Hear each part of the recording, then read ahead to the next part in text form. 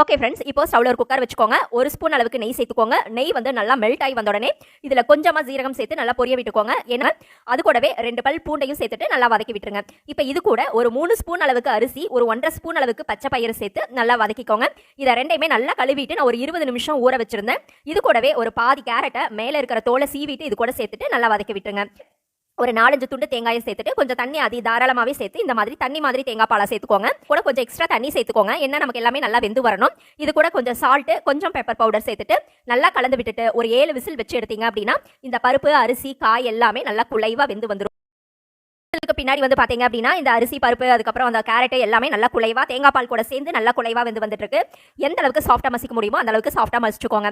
உங்களுக்கு பருப்பு வந்து நல்லா மசிஞ்சு வரல, உங்க குழந்தை கொஞ்சம் கூட மென்னு சாப்பிட மாட்டாங்க அப்படின்னா நீங்க இதை மிக்சிக்கு மாத்திட்டு ஒரு பல்ஸ் விட்டு பிளண்ட் பண்ணி கூட தாராளமா எடுத்து கொடுக்கலாம். இப்போ நான் நல்லா மசிச்சுட்டேன். இதை வந்து குழந்தைங்களுக்கு 8 மந்த்ஸ்ல இருந்து எல்லா வயசு குழந்தைங்களுக்கும் ஒரு மிதமான சூட்டில் லஞ்ச் ரெசிபியா